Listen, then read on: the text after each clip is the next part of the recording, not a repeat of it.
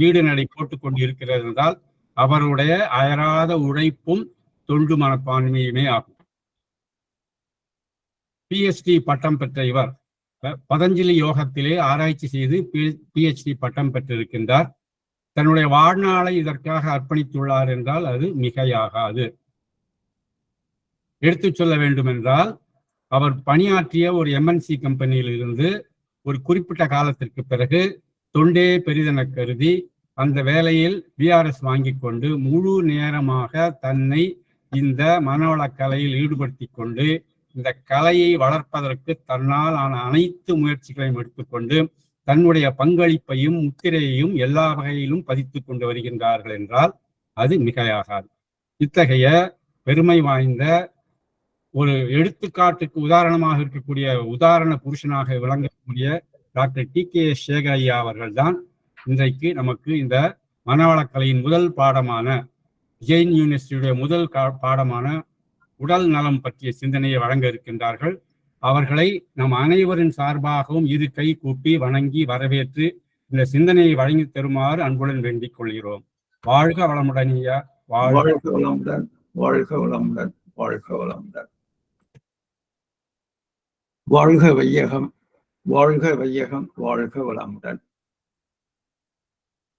ஆடிபிளா இருக்க? நல்லா கேக்குதா?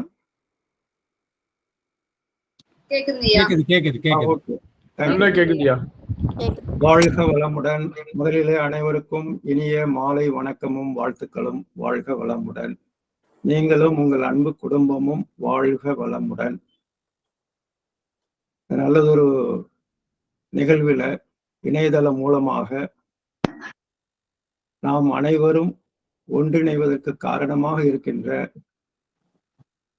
ஜெயின் டிப்ளமா ஆன்மீக கல்வியில சேர்ந்து படித்துக் கொண்டிருக்கக்கூடிய அத்தனை மாணவர்களையும் வணங்குவதிலும் வாழ்த்துவதிலும் மிக்க மகிழ்ச்சி அடைகிறேன்.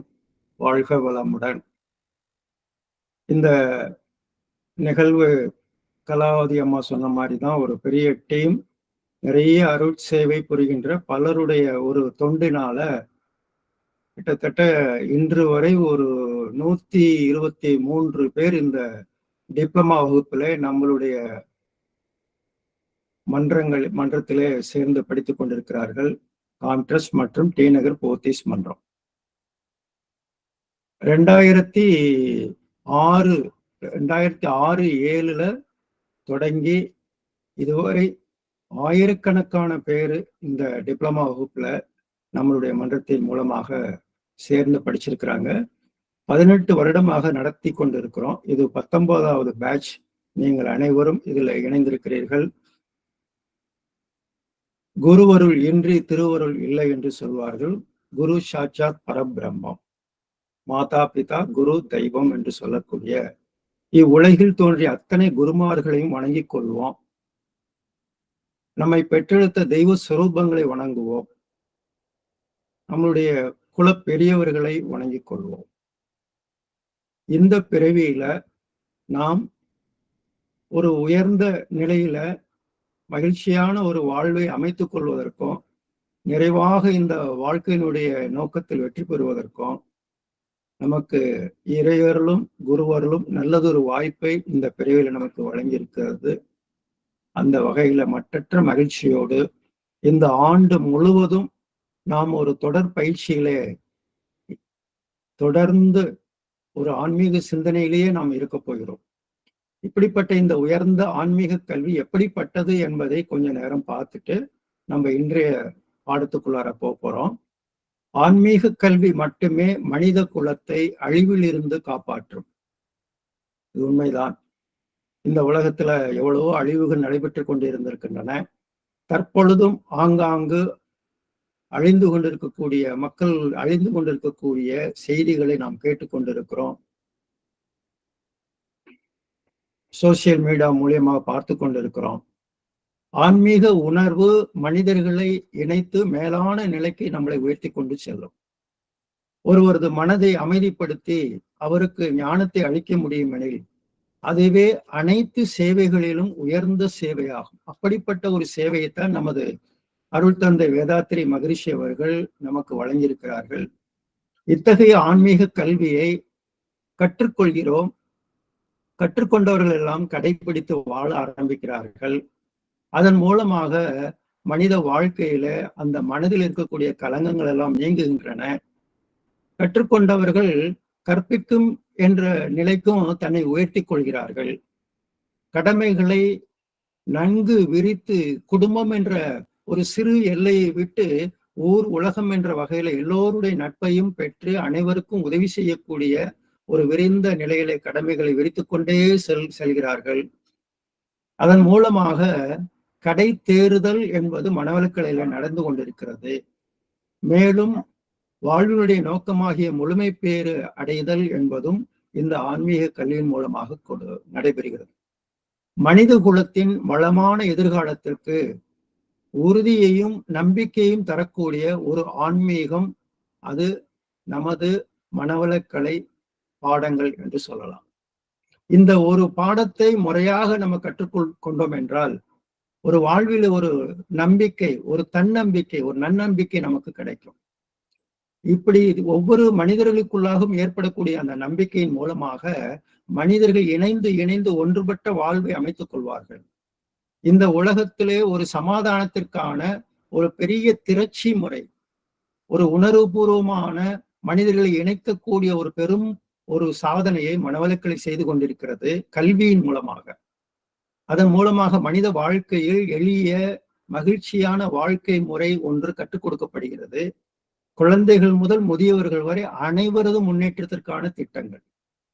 அன்பானவர்களே, இந்த மாலை நேரத்துல நீங்கள் குடும்பத்தில் இருந்து கொண்டே ஆன்மீகத்தை கேட்கக்கூடிய ஒரு நல்லதொரு வாய்ப்பை இந்த படிப்பு உங்களுக்கு வழங்கியிருக்கிறது.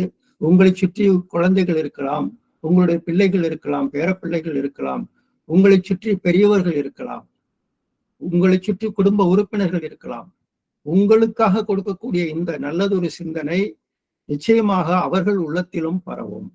அதற்கு இது ஒரு நல்லதொரு வாய்ப்பாகவும் இருக்கிறது. மதங்களின் முடிவுதான் ஆன்மீகத்தின் ஆரம்பம் என்று ஞானிகள் பெரியவர்கள் எல்லாம் சொல்லிக் கொண்டிருக்கிறார்கள். ஆன்மீகத்தின் முடிவுதான் உண்மையான ஆனந்தம். இந்த ஆன்மீக கல்வியினுடைய உச்சம் ஒரு மனிதன் இந்த ஆன்மீகத்தை நன்கு உணர ஆரம்பிக்கும் பொழுது அவனிடம் இருந்து ஆனந்தம் பிறக்க ஆரம்பிக்கிறது. ஒரு தெய்வீகத்துடன் இணைப்பு பெற்ற ஒரு மனதினுடைய ஒரு சிந்தனையே, ஒரு வாழ்க்கையே வாழ்வில் நிறைவை தரும். அன்பர்களே, ஆன்மீக ஞானம் என்பது இப்பொழுது நாம் இந்த படிப்பின் மூலமாக பெறக்கூடிய உயர்ந்த விஷயம். இதை பற்றி அருள் தந்தவர்கள் என்ன சொல்கிறார்கள் என்றால், மனிதன் வெறுமனே கிடக்கும் ஒரு பருப்பொருள் அல்ல. உயிராற்றல் சுழன்று ஓடுவதின் காரணமாக வாழ்நாள் முழுவதும் பருவுடல் இயங்கிக் கொண்டு உள்ளது. நம்ம இப்ப அமர்ந்திருக்கிறோம், இந்த பூமியில் அமர்ந்திருக்கிறோம். இந்த பூமியோ தன்னைத்தானே வேகமாக 1000 மைல் வேகத்தில் சுற்றி கொண்டிருக்கிறது. மேலும் மணிக்கு 65,000 மைல் வேகத்திலே சூரியனை சுற்றி ஓடிக்கொண்டிருக்கிறது. இவ்வளவு விரைவான ஒரு வேகமான ஒரு சுழற்சியில, பிரபஞ்ச சுழற்சியில் இருக்கக்கூடிய இந்த பூமிக்குள் வாழ்ந்து கொண்டிருக்கக்கூடிய நம் உடலிலும் பல்வேறு மாற்றங்கள் நடந்து கொண்டே இருக்கின்றன. அந்த உயிராற்றலினுடைய உடலுக்குள்ள இயங்கிக் கொண்டிருக்கக்கூடிய உயிராற்றலினுடைய தன்மையை அறிந்து கொள்ள முனையும் பொழுது, இந்த உடல் எடுத்து வருமுன் அது எங்கு இருந்தது, இந்த உயிர் எங்கு இருந்தது, ஒரு தனி நபரின் வாழ்வு காலத்தில் அது எவ்வாறு செயல்படுகின்றது, பரு உடலில் தன் இயக்கத்தை நிறுத்தி கொண்ட பின்பு அந்த உயிர் எங்கே செல்கிறது என்பதெல்லாம் ஒரு அறிவார்ந்த நபருக்குள் எழும் ஐயங்களாகும். அறிந்திராத கடந்த காலம் திகிலடைய செய்யாமலும், நல்ல வார்த்தைய நல்ல கூர்ந்து கவனிங்க, அருள் தந்தையினுடைய அற்புதமான ஒரு கருத்து. அறிந்திராத கடந்த காலம் திகிலடைய செய்யாமலும், விளக்க இயலாத நிகழ்காலம் குழப்பாமலும், அனுமானித்து உரைக்க முடியாத எதிர்காலம் பயமுறுத்தாமலும், இப்பார்வைகளில் பயனுள்ள குறிக்கோள் கொண்டு வாழ விரும்பினால் இந்த ஐயங்களுக்கு எல்லாம் விளக்கம் காண வேண்டும். இவ்வினாக்களுக்கும் அவற்றின் தொடர் வினாக்களுக்கும் வழக்கு மொழியில் ஆன்மா எனப்படும் உயிராற்றலை அறிந்து கொண்டால்தான் விடை காண இயலும். ஆன்மாவை பற்றிய அத்தகைய ஞானமே ஆன்மீக ஞானம் எனப்படுகிறது. மூட நம்பிக்கைகளுடனும் சடங்குகளுடனும் இதனை குழப்பிக் கொள்ளலாகாது. இது மனிதன் பெற்றுக்கொள்ளக்கூடிய ஒரு அறிவியல் ஞானமே என்பதால் இதில் உணர்ச்சி பூர்வமாக நாம் அதை தொடர்பு கொள்ள ஏதும் இல்லை. தன் மனதை அறிந்து கொள்வது, உள்ளிருக்கும் உயிரையே அதன் தோற்றம் மூலமாக ஆய்ந்தறிவது, பேரியக்க மண்டலம் முழுவதும் நிறைந்திருக்கும் பிரபஞ்ச உயிருக்கும் மனிதனுக்குள் உறைந்திருக்கும் அதன் பின்னப்பட்ட உயிருக்கும் உள்ள உறவை கண்டறிதல் எல்லாம் விஞ்ஞான ஆய்ந்தறிதலுக்கு இணையானதாகும். மனித மனதை மிகவும் ஆழ ஆட்படுத்தக்கூடியதாகையால் இந்த ஆய்ந்தறிதல் தியானம் எனப்படுகிறது. நாம் தியானத்தை பற்றி நிறைய இந்த வருடம் முழுக்க நிறைய சிந்திக்க இருக்கிறோம். ஆன்மீகத்தை பற்றி நிறைய சிந்தித்துக் கொண்டே இருக்கிறோம். ஆன்மாவை பற்றி நிறைய தெரிஞ்சுக்க போறோம். இந்த தொடர் செயல்முறையால் ஒருவர் தன்னை பற்றியும் அண்டவெளி முழுமைக்கும் அதன் பின்னமாக உள்ள தனக்கும் உள்ள உறவினை பற்றியும் சரியான விளக்கம் பெறுகிறார். இந்த உறவானது இயற்கை நீதியை அன்றி வேறில்லை. நமக்கும் பிரபஞ்சத்திற்கும் உள்ள உறவானது ஒரு இயற்கை நீதி. அது பிரிக்க முடியாதது. அந்த பந்தத்தை பிரிக்க முடியாது. இயற்கையோடு ஒட்டி உறவாடி கொண்டிருக்கிறோம். இந்த நீதி பற்றிய தெளிவான உணர்தலானது தனக்கோ பிறருக்கோ தற்காலத்திலோ பிற்காலத்திலோ உடலுக்கோ ஆன்மாவுக்கோ துன்பம் தெரிவிக்கும் அனைத்து செயல்களையும் தவிர்த்து அதனுடன் இனிமை காத்து வாழ வழிவகுக்கும்.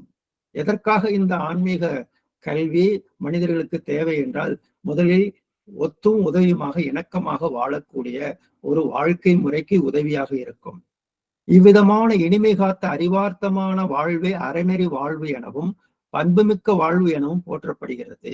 எனவே ஒவ்வொரு குழந்தைக்கும் அதன் இளம் பருவத்திலேயே தனது வயதுக்கும் மனோநிலைக்கும் பொருந்துமாறு சரியான வழிகாட்டல் மற்றும் முறையான பயிற்சி மூலமாக இந்த ஞானத்தை பெற்றுக்கொள்ளும் வகையிலான வாய்ப்புகள் வழங்கப்படல் வேண்டும். கட்டாயத்தினாலும் அதிகார பயத்தினாலும் அன்றி தொடக்க நிலையில் ஆசிரியர் மீதுள்ள அன்பு மற்றும் மரியாதை காரணமாகவும் பின்தொடர்ச்சியாக தனது சுய அனுபவத்தினால் விளைந்த உறுதியான நம்பிக்கை காரணமாகவும் சரியான முறையில் வாழ்வை மேற்கொள்ள ஒருவருக்கு இது உதவியாக இருக்கும்.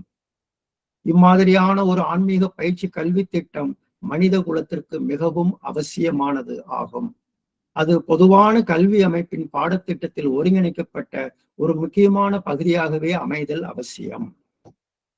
ஒரு கல்வியை பிற்காலத்தில் எவ்வாறு கொண்டு செல்ல வேண்டும், அது ஏன் அவசியம் என்று 50 ஆண்டுகளுக்கு முன்பாகவே மகரிஷி இருந்து வந்த இந்த எண்ணம், இந்த எழுத்துக்கள் எவ்வளவு ஒரு சாத்தியமாக 50 வருடம் கழித்து இதை நடைமுறைப்படுத்தி கொண்டிருக்கிறது உலக சமுதாய சேவா சங்கம். இத்தகைய ஆன்மீக கல்வியை பரப்புவதே உலக சமுதாய சேவா சங்கத்தினுடைய ஒரு நோக்கம். இந்த உலக சமுதாய சேவா சங்கத்தில் ஒரு கல்வி பிரிவு தான் விஷன் இயக்குனரகம் என்று சொல்லப்படுகிறது. அந்த விஷன் ஃபார் விஸ்டம் என்று சொல்கிறோம். அந்த விஷன் என்ற கல்வி அமைப்பின் மூலமாகத்தான் யோகமும் மனித மாண்பும் என்ற இந்த கல்வி உருவாக்கப்பட்டது. அதன் மூலமாக பல்வேறு பல்கலைக்கழகங்களோடு ஒப்பந்தம் செய்யப்பட்டு பள்ளிகளிலும் கல்லூரிகளிலும் பொதுமக்களுக்கும் சிறியவர் முதல் பெரியவர் வரை ஒரு கல்வி தகுதியை வைத்துக்கொண்டு இது முறையாக கொடுக்கப்பட்டு வந்து கொண்டிருந்தது. இத்தகைய ஒரு பட்டயம் இந்த ஆண்டு ஜெயின் பல்கலைக்கழகம் மிக உயர்ந்த ஒரு குவாலிட்டி அவங்களுடைய ஒரு ப்ரொசீஜரோடு பெங்களூர்ல இயங்கி கொண்டிருக்கக்கூடிய ஜெயின் யூனிவர்சிட்டி, ஒரு டீம்டு யூனிவர்சிட்டி, அவர்கள் முழுமையாக இந்த வேதாத்திரி மகரிஷியினுடைய இந்த கல்வியை பார்த்துவிட்டு இதை முழுமையாக கொடுப்பதற்கு நாங்கள் ஒப்பந்தம் செய்து கொள்கிறோம் என்று அதை ஒப்பந்தம் செய்து அந்த வகையில தான் நீங்கள் எல்லாம் கிட்டத்தட்ட இன்று வரை 123 பேர் இந்த காம்ட்ரஸ்ட் போத்திஸ் மன்றத்துல நீங்கள் இணைந்து படித்துக் கொண்டிருக்கிறீர்கள். விஷன் கல்வி விஷன் இயக்குநரகத்தின் மூலமாக பல சாதனைகள் நடத்தப்பட்டு வந்து கொண்டே இருக்கின்றன. அதுல பாரதியார் யூனிவர்சிட்டியில எம்பில் பிஹெச்டி வரைக்கும் நடத்தப்பட்டு கொண்டு வருகிறது. இது வரைக்கும் பிஹெச்டி வந்து 169 பேர் முடிச்சிருக்கிறாங்க. இன்னும் 58 பேர் பண்ணி கொண்டிருக்கிறார்கள். அன்பானவர்களே, இந்த விஷன் கல்வி மூலமாக பல்வேறு ஆசிரியர்களை நீங்கள் சந்திக்க இருக்கிறீர்கள். முழுமையாக பல சிந்தனைகளை நீங்கள் பாடத்துல கேட்க இருக்கிறீர்கள். நல்ல அனுபவம் வாய்ந்த இந்த ஆசிரியர்கள் மூலமாக நீங்கள் இந்த கல்வியில ஒரு மிகப்பெரிய ஒரு தெளிவை அடைய வேண்டும். அதுதான் இந்த கல்வி, இந்த மன்றத்தினுடைய நோக்கம், இந்த சென்டரினுடைய நோக்கம். ஏனால் ஒரு ஒரு ஒரு கல்வியில சேருவது பெரிதல்ல, ஏனோ தானோன்னு படிச்சுட்டு போறது அல்ல.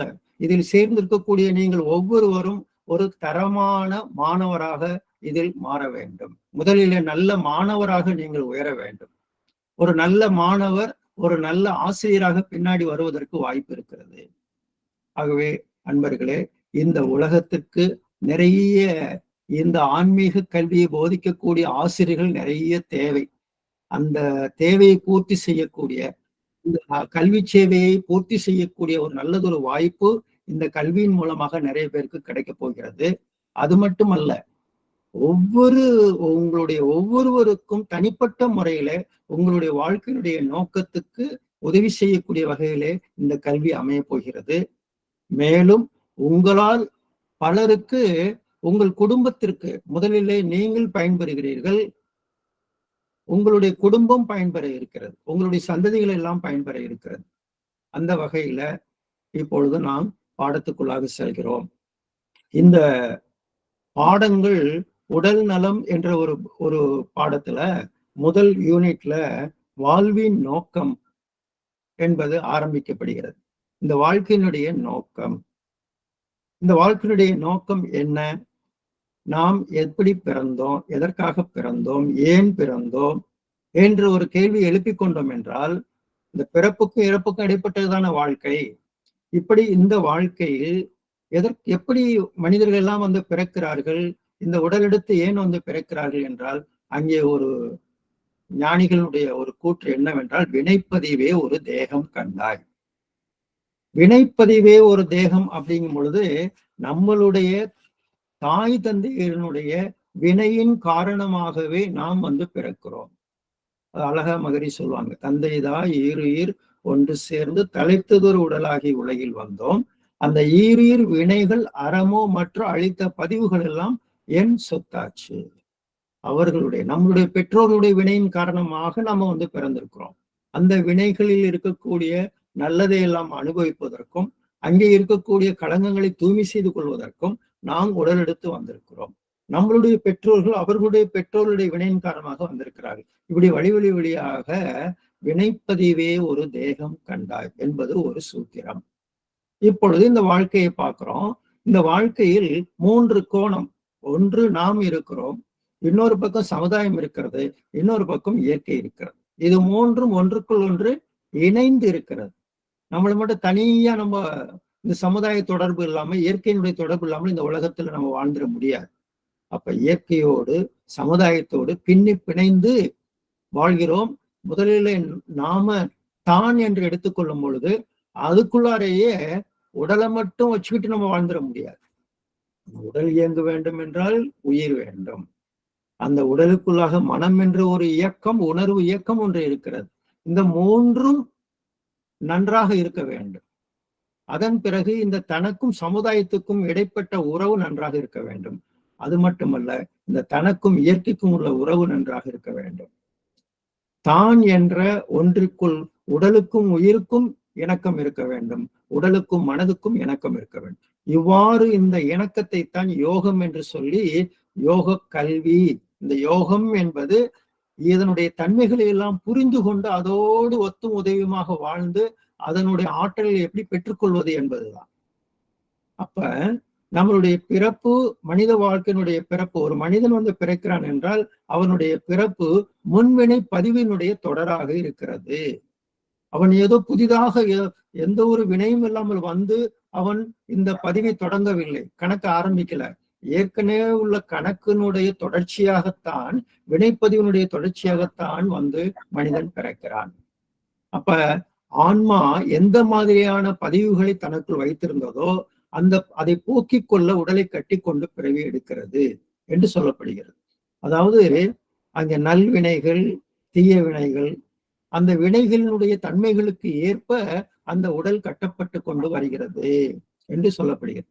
அப்ப அதை மகரிஷி அழகா சொல்லுவாங்க, கருவு அமைப்பின் வழிவந்த வினைப்பதிவு சஞ்சிதமாம், உருவெடுத்த பின் கொண்ட வினைப்பதிவு பிராரப்தம், இரு வினையும் கூடி எழும் புகுவினையே ஆகாமியம், ஒரு வினையும் வீண் போக உள்ளடங்கி பின் வினை. அதாவது நம்ம பிறந்திருக்கிறோம், நமக்கு முன்னாடி நாம எங்கிருந்து இந்த பதிவுகளை எல்லாம் கொண்டு வந்திருக்கிறோம், அது ஒரு சஞ்சித மூட்டை போல நம்மளுடைய பெற்றோர்கள், அவர்களை பெற்றோர்கள் என்று முன்னோர்களுடைய பதிவுகள் எல்லாம் வித்தில் இருக்கிறது. வித்து மூலியமாக வந்து கொண்டே இருக்கிறது. முன்னோர்கள் செய்த வினைப்பதிவு வித்தில் உண்டு. அதான் சஞ்சித கர்மம் என்று சொல்லப்படுது. தொடர்ந்து அந்த கரு வழியாக வந்து கொண்டே இருக்கிறது. உருவெடுத்த பின், பிறந்த பிறகு இந்த உடலை கொண்டு, மனதை கொண்டு நாம் செய்யக்கூடிய அனைத்து வினைகளும், அனைத்து செயல்களும் ஒரு பதிவை ஏற்படுத்தி கொண்டே இருக்கிறது. எத்தகைய உணர்வோடு நம்ம வாழ்ந்து கொண்டிருக்கிறோம், இந்த வாழ்க்கையில் என்ன நோக்கத்தை வைத்துக் கொண்டு வாழ்ந்து கொண்டிருக்கிறோம், எப்படியெல்லாம் இந்த புலன்களை இயக்கி கொண்டு வாழ்ந்து கொண்டிருக்கிறோம், எந்தெந்த ஆசைகளை உருவாக்கி கொண்டு வாழ்ந்து கொண்டிருக்கிறோம் என்ற வகையிலே நாம் ஒவ்வொரு நாளும் ஒரு பதிவை ஏற்படுத்தி கொண்டே இருக்கிறோம். நம் மனம் ஒரு பதிவை ஏற்படுத்தி கொண்டே இருக்கிறது. அது பிராரப்த வினை என்று அது சேர்ந்து கொண்டே இருக்கிறது. இந்த சஞ்சிதம் முன் கொண்டு வந்த வினை முன்வினை, நாம் பிறந்த பிறகு ஏற்படுத்தி கொண்ட வினை பின்வினை. இந்த முன்வினை பின்வினை இரண்டும் சேர்ந்து புதிய வினையை உருவாக்கும். அடுத்த வினாடியில் இருந்து நாம் புதிதாக செய்யக்கூடிய அத்தனையையும் புகுவினை என்று சொல்வார்கள். இனி வரக்கூடிய வினை, இனி நாம செய்யக்கூடிய வினைகள், அப்படி அதற்கு ஆகாமியம் என்று சொல்லப்படுகிறது.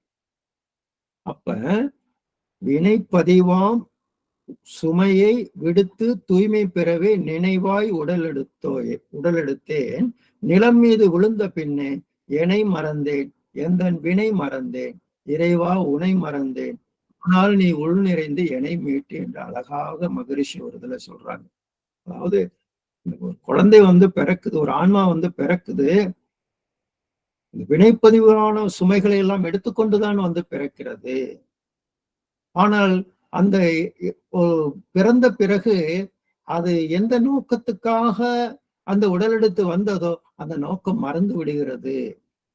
இந்த மனமானது அங்கே இந்த உலகத்தோடு வெவ்வேறு வகையில் செயல்பட ஆரம்பித்து விடுகிறது.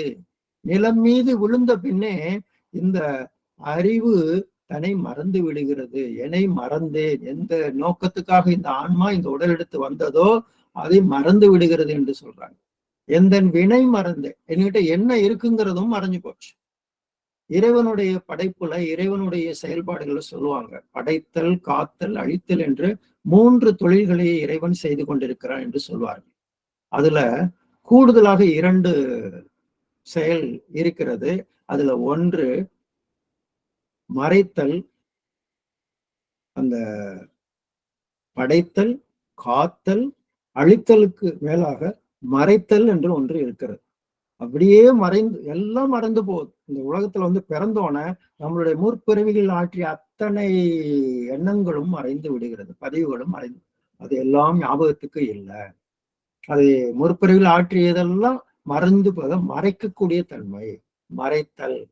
இன்னொரு தொழில் இருக்கு, அது அருளல் என்று சொல்லப்படும். எப்பொழுது ஒருத்தர் ஆன்மீக உணர்வை பெறுகிறாரோ அவர் அருளல், இறைவனுடைய இன்னொரு தொழிலாகிய அருளை உணர ஆரம்பிக்கிறார்.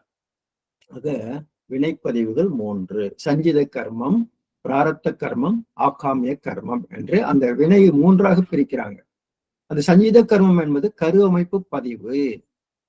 தூய தமிழ்ல சொல்லணும்னா கரு அமைப்பு பதிவு. பிராரப்த கர்மம் என்றால் அதற்கு மேலாக நாம் பிறந்த பிறகு மேலே மேலே மேலே சேர்த்து பதிவு செய்யக்கூடியது மேலடுக்கு பதிவு. இந்த இப்பொழுது நமக்கு ஒரு 20 வயசு ஆகுது, 30 வயசு ஆகுது, 40 வயசு ஆகுது, 50 வயசு ஆகுது, 60, எந்த வயது வரைக்கும் இந்த உலகத்துல இது வாழ்ந்து கொண்டிருக்கிறீர்களோ இதுவரை சேர்த்த பதிவுகள், இந்த பிறவியில சேர்த்தது மேலடுக்கு பதிவு. முன் பிறவியிலிருந்து கொண்டு வந்தது கருவமைப்பு பதிவு. இது 2ம் பல வினை.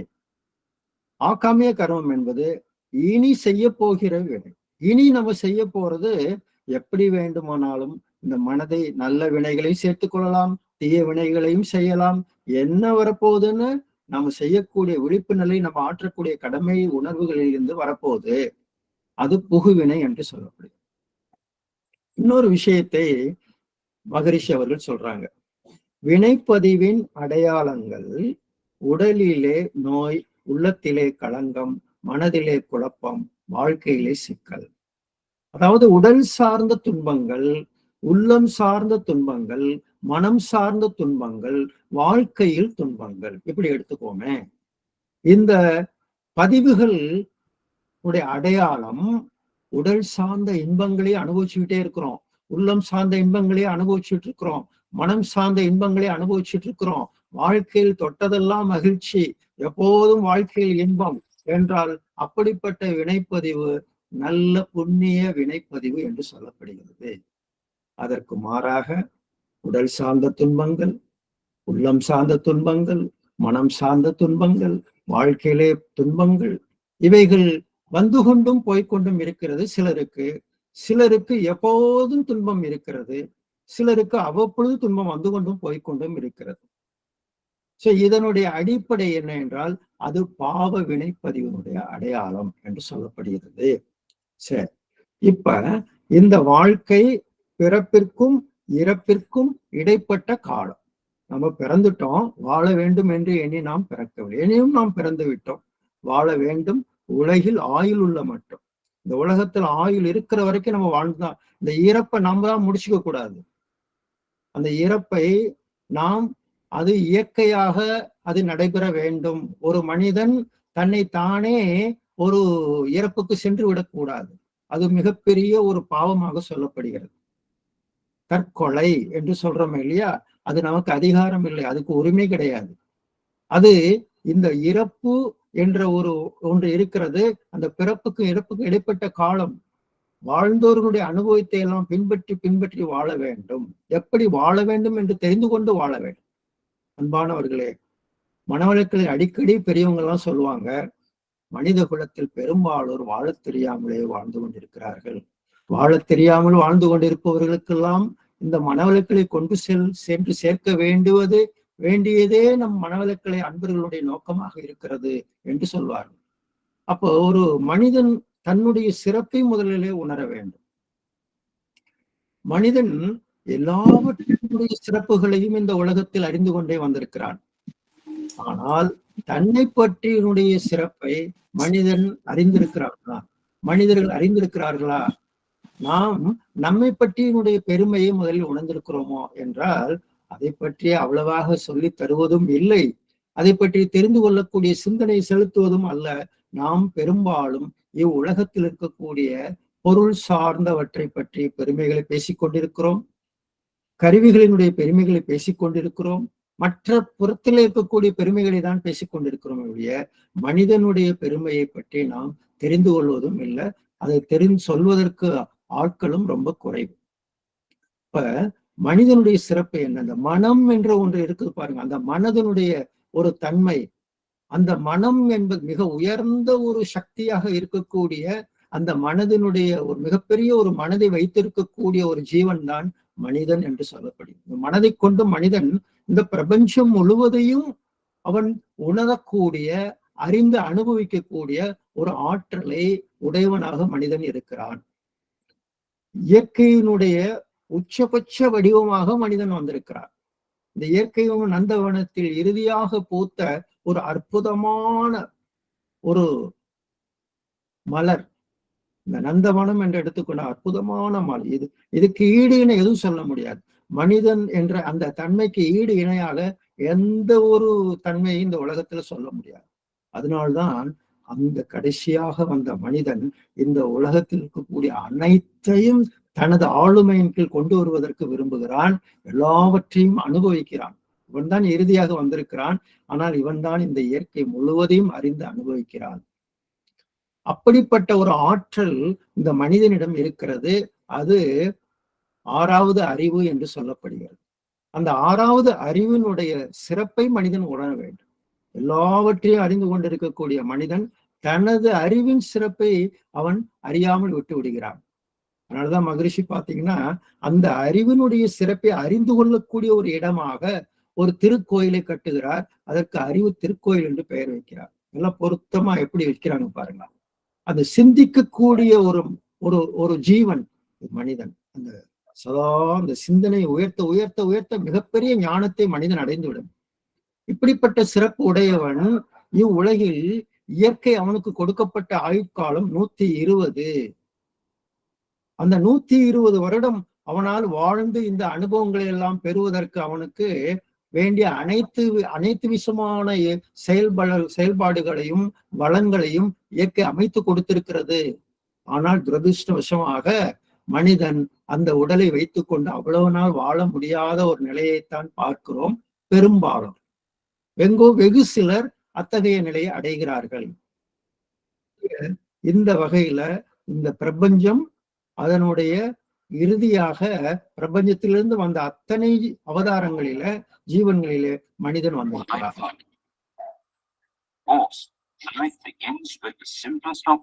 ஓரறிவு தாவரம், இரண்டறிவு புலியினங்கள், மூன்றறிவு பூச்சி இனங்கள், நான்கறிவு ஊர்வன, பரப்பன, நீந்துவன, அனைத்து மிருகங்கள் கடைசியாக வந்தவன் anywhere in the universe given such appropriate conditions. Now, let us return for a moment to study the energy particles, the elements, and their waves some more. Within every இந்த வாழ்க்கையினுடைய ஒரு நோக்கம், இறைநிலையில் இருந்து வந்திருக்கிறோம், மீண்டும் அந்த இறைநிலைக்கு செல்கிறோம். எங்கிருந்து எல்லோரும் தோன்றி வந்திருக்கிறோமோ அதை உணர்ந்து கொள்கிறோம், எங்கு செல்ல இருக்கிறோமோ அதையும் உணர்ந்து கொள்கிறோம். அதுதான் மகரிஷி சொல்லுவாங்க, பிறவி நோக்கத்தை நன்றாக புரிந்து கொள்கிறோம். அப்படி புரிந்து கொள்ளும் போது ஒரு இன்பம் தோன்றுகிறது. பிறவி நோக்கத்தை அறிந்த போதும் பின் அந்த எல்லையினை அடைவதற்கு அறநெறியில் விழிப்போடு பொறுப்புணர்ந்து ஆற்றி மனம் செயல் தூய்மை ஆன போதும் உறவுகளில் உண்மை நிலை உணர்ந்து ஆற்றி உயர்வான துறவு நிலை உணர்ந்த போதும் துறவு நிலை முடிவாக பெற்ற போதும் துய்த்த பேரின்பம் எவ்வாறு உரைப்பேன். இது போன்ற பல ஆயிரக்கணக்கான பாடல்களை மகரிஷி எழுதியிருக்கிறார். அதாவது என்ன சொல்ல வர்றாங்க, இந்த ஒவ்வொரு மனிதனும் இந்த பிறவியினுடைய நோக்கத்தை முதலில் உணர்ந்து கொண்டு அதற்கு ஏற்ப வாழ பழகி கொள்ள வேண்டும். அதுல ஒரு எல்லை இருக்கிறது, இந்த வாழ்க்கைக்கு ஒரு முடிவு இருக்கிறது. இந்த உடலை வைத்துக்கொண்டே நம்ம வாழ்ந்து கொண்டே இருக்க முடியாது. அது ஒரு எல்லை இருக்கிறது. அதற்குள் நாம் ஆற்ற வேண்டிய கடமைகள் நிறைய இருக்கிறது, நிறைய செய்ய வேண்டிய வினைகள் நிறைய இருக்கின்றன. அந்த வினைகளை ஆற்றுவதற்காகவே இந்த உலகத்திற்கு வந்திருக்கிறோம். அதை தெரிந்து கொள்கிறோம். அவ்வாறு தெரிந்து கொள்ளும் பொழுது ஒரு விஷயம் நம்மளுடைய பெரியவர்கள், ஆன்மீக பெரியவர்கள் சொல்கிறார்கள், விழிப்போடு இருந்து அறநெறியில் வாழ வேண்டும்.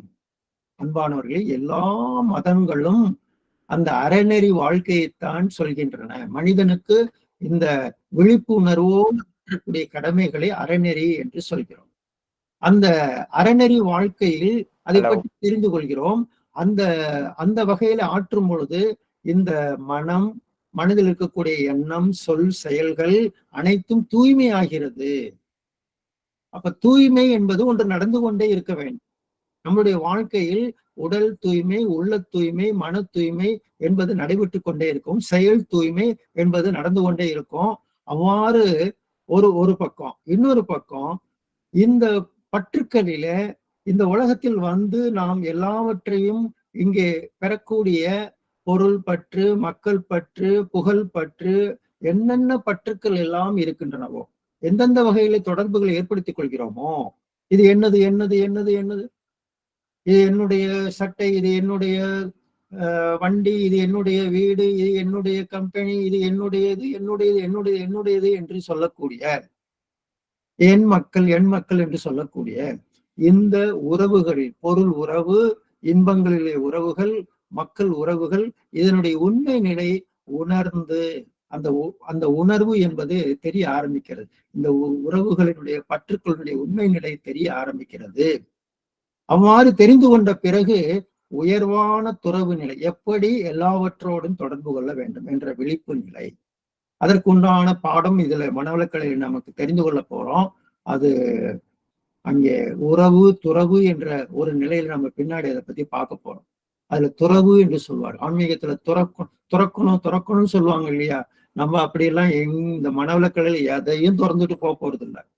மகரிஷி அழகான ஒரு பிராக்டிக்கல் மேன், யதார்த்தமாக குடும்பத்தில் இருப்பவர்களுக்காக கொடுக்கப்பட்ட ஆன்மீக கல்வி. இந்த ஆன்மீக உணர்வுல நம்ம எதையும் துறக்க போறது இல்லை. என்னென்ன இந்த உலகத்தில் பற்றுக்கள் இருக்கிறதோ அதில் எப்படி மோர் அட்டாச்மெண்ட் இல்லாம அதுல எப்படி ஒரு டிட்டாச்மெண்டோடு அதை பற்று கொள்ள வேண்டும். டிட்டாச்சு அட்டாச்மெண்ட் என்று சொல்வார்கள். அந்த வகையில அதெல்லாம் தெரிய ஆரம்பிச்சோன்னா துறவு நிலை முடிவாக பெற்ற போதும் துய்த்த பேரின்பம் எவ்வாறு உரைப்பேன் என்று சொல்றார். அன்பர்களே, இந்த வாழ்க்கையில் முதலாவதாக எல்லாவற்றையும் நாம் அனுபவிப்பதற்காக இந்த உலகத்துக்கு வந்தாலும் இந்த உடலை வைத்துக் கொண்டுதானே அனுபவிக்க வேண்டும். அப்பொழுது நம்மளுடைய பயணம், இந்த வாழ்க்கை என்ற பயணத்துக்கு அச்சாணியாக இருக்கக்கூடிய இந்த உடம்பை பேணி காக்க வேண்டும். ஆன்மீக பயணத்திற்கு கூட உடலே வாகனமாக இருக்கிறது. நல்ல சாதனை செய்யணும், புண்ணியத்தை சேர்க்கணும், தூய்மைப்படுத்தணும், இன்பங்களை அனுபவிக்கணும், பாவத்தை போக்கணும்னா இந்த உடலை வச்சுக்கிட்டு தான் எல்லாத்தையும் செய்ய முடியும். ஆகவே உடலே வாகனம். இந்த உடலை கருவியாக கொண்டுதான் ஆன்மா இன்ப துன்பத்தை அனுபவிக்கிறது, அனைத்து கர்மங்களையும் செய்கிறது. ஆகவே இந்த உடலுக்குள்ளாக அந்த உடலை இயக்கி கொண்டிருக்கக்கூடிய ஒரு சக்தி, அது எள்ளுக்குள் எண்ணெய் போல உடலுக்குள் அந்த இயற்கை சக்தி இருக்கிறது, இறைநிலை இருக்கிறது என்று மகான்கள் எல்லாம் கண்டுபிடிச்சாங்க. அதான் உள்ளம் பெருங்கோயில் ஊனுடம்பே ஆலயம், உடலே ஆலயம் என்று சொன்னார். இந்த உடலை இயக்கி கொண்டிருக்கக்கூடிய ஒரு அற்புதமான சக்தி, அந்த ஆற்றல், அது உயிர் சக்தி என்று நாம் பொதுவாக அண்டத்தில் கடவுள் என பேசப்படுவோம், பிண்டத்தில் உயிரென போற்றப்படுகிறான் என்று சித்தர்கள் எல்லாம் ஞானிகள் எல்லாம் சொன்னாங்க. அது எப்படி இருக்குதான், எள்ளுக்குள் எண்ணெய் இருப்பது போல. ஒரு எள் மணியை எடுத்து அதை பார்த்தோம்னா அதுல இருந்து எண்ணெயை பார்க்க முடியும். ஆனா எள்ளுல இருந்து எண்ணெய் எடுக்கிறோம். அது போல அது எள்ளுக்குள் எண்ணெய் இருப்பது போல இந்த உடலுக்குள் அந்த இறைநிலை உள்ளது, அதை உணர்கிறோம். அப்ப யோக சாதனைகள் மூலமாக ஒரு மனிதன் தொடர் பயிற்சிகள் மூலமாக தன்னுடைய களங்கமான பதிவுகளை போக்கிக் கொண்டால் ஆன்மீக பயணம் தடைபடாமல் இருக்கும். அதை பத்தி இந்த உடலுக்குள்ளாக கண்டுபிடிச்சாங்க. மகான்கள் எல்லாம் தொடர்ந்து இந்த வாழ்க்கையை பற்றி சிந்தித்து கொண்டே இருந்தார்கள் அல்லவா. இந்த உட்கார்ந்து சிந்திச்சாங்க. இந்த எல்லாவற்றையும் இந்த உலகத்தை பார்த்து கொண்டே வந்த மனிதன் கடைசியில தன்னை பார்க்க ஆரம்பித்தான், தன் உடலினுடைய இயக்கத்தை பார்க்க ஆரம்பித்தான். அப்படியே இந்த உடலுக்குள்ளாக எந்த சக்தி இதை இயக்கி கொண்டிருக்கிறது என்று அறிந்து கொண்டான். அப்படியெல்லாம் அறிந்து கொள்ள அந்த மாபெரும் பிரபஞ்ச சக்தியே இந்த உடலுக்குள்ளாக உலாவி கொண்டிருக்கிறது. அந்த ஊனுக்குள் நீ நின்று உலாவினதை காணாமல் நான் என்று இருந்து நலனழிந்தேன் பூரணமே என்று ஒரு வட்டினத்தார் என்ற ஒரு மகான் சொல்றாரு. அதாவது நான் தான் எல்லாத்தையும் செஞ்சிட்டு இருக்கேங்கிறத நினைச்சுக்கிட்டு இருந்தேன், ஆனா நீ தான் எல்லாத்தையும் செஞ்சிட்டு இருக்கிற. அந்த அறிவு முழுமை அடையும் பொழுது எல்லாரும் பெரியவங்க சொல்றதெல்லாம் என்னன்னா, அவனன்றி ஓரளவும் அசையாது, எல்லாம் அவன் செயல் அப்படிலாம் சொல்றாங்கல்ல. அப்ப இந்த உள்ளம் பெருங்கோயில் ஊனுடம்பு ஆலயம், வல்லர் பிரானாருக்கு வாய் கோபுர வாசல், தெல்ல தெளிந்தாருக்கு ஜீவன் சிவலிங்கம், கள்ள புலனைந்தும் காலாம் அணிவிளக்கு என்று அற்புதமாக இதை திருமந்திர பாடல்கள்ல திருமூலர் என்ற மகான் சொல்றார். 3000 பாடல்கள் எழுதி வச்சிருக்கிறார்.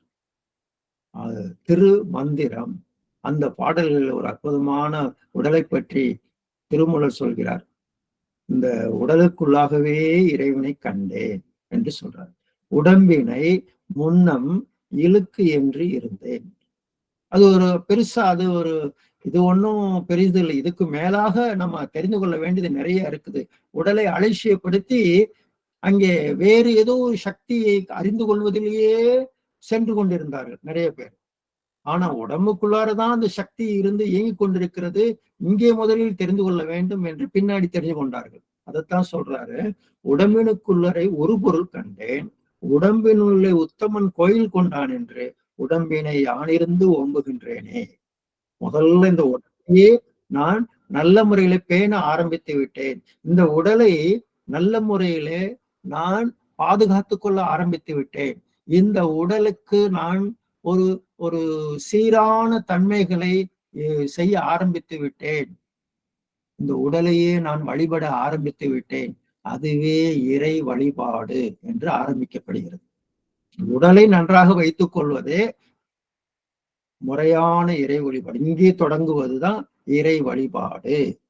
இந்த உடலை நல்லா வச்சுக்காம நம்ம வெளியில எத்தனை வழிபாடு செய்தாலும் அதுல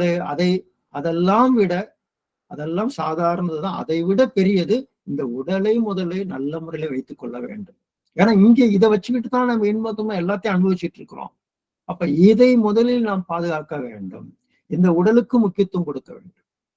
பலர் இந்த உலகத்தில் இந்த உடலை விட்டு விடுகிறார்கள். உடலை அலட்சியப்படுத்தி விடுகிறார்கள். உடல் இயக்கத்தை பெரிதாக அதுக்கு ஒத்துழைமாக அதை கவனிப்பது இல்லை. பல விஷயங்களில் ஓடிக்கொண்டே இருக்கிறார்கள். இந்த உடலிலே துன்பங்கள் ஆரம்பிக்கும் பொழுதுதான் தெரிகிறது, ஐயோ விட்டு விட்டோமே, இந்த உடலை விட்டு விட்டோமே என்று அவர்கள் பின்னாடி துன்பம் அடைகிறார்கள். நோயற்ற வாழ்வே குறைவற்ற செல்வம். உடல் நோயற்ற வாழ்க்கை என்பது நம்மளுடைய வாழ்க்கையில மிகப்பெரிய ஒரு இன்பத்தை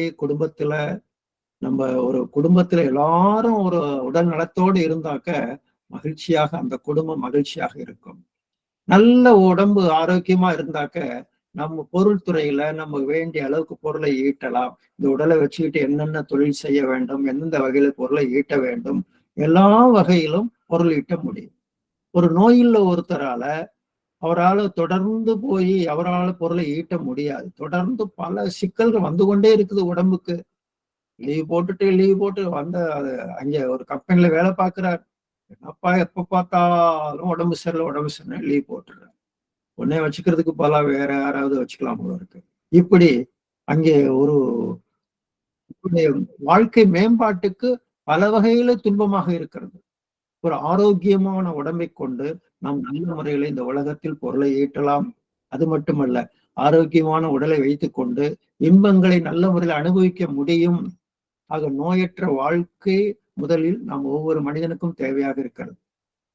இன்னொன்னு பாருங்க, ஆரோக்கியமான உடம்பை வைத்திருப்பவர்கள் நல்ல உடல் நலமா இருக்கிறார். ஒருத்தர் நல்லா இருக்கிறேன், நல்லா இருக்கியா, நல்ல இன்பத்தை அனுபவிக்கிறாங்க, நல்ல பொருளை சம்பாதிக்கிறாங்க, நல்ல குடும்பத்தில் மகிழ்ச்சியா இருக்கிறாங்க.